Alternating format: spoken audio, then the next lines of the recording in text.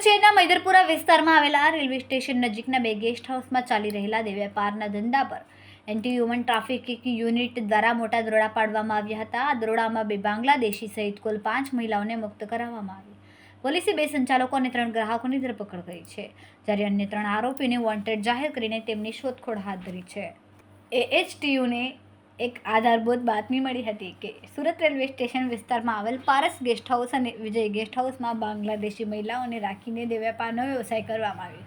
આ બાતમીના આધારે AHTUની ટીમે મૈદરપુરા પોલીસના માણસોને સાથે રાખીને માહિતીનું વેરિફિકેશન કરાવ્યું। માહિતી હકીકત લક્ષી જણાતા સંયુક્ત પોલીસ ટીમે સુરત સેન્ટ્રલ રેલવે સ્ટેશન નજીકના બંને ગેસ્ટ હાઉસમાં એકસાથે રેડ કરી હતી। રેડ દરમિયાન ગેસ્ટ હાઉસમાં વેપારના વ્યવસાયનું સંચાલન કરતા અને મહિલાઓને મળતી રકમમાંથી કમિશન મેળવતા પારસ ગેસ્ટ હાઉસના સંચાલક નરેશ અમરાભાઈ ગામિતને પોલીસે સ્થળ પરથી પકડી પાડ્યો। તેની સાથે રાત્રિ દરમિયાન હોટેલ સંભાળવામાં અને મદદગારી કરવામાં સંડોવાયેલ અન્ય એકની પણ ધરપકડ કરવામાં આવી છે।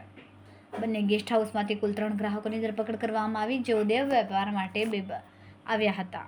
2 બાંગ્લાદેશી મહિલાઓ અને 3 પશ્ચિમ બંગાળની મહિલાઓ મળીને કુલ 5 મહિલાઓને વેપારના વ્યવસાયમાંથી મુક્ત કરાયા અને તેમને યોગ્ય કાઉન્સેલિંગ પણ પૂરું પાડ્યું હતું।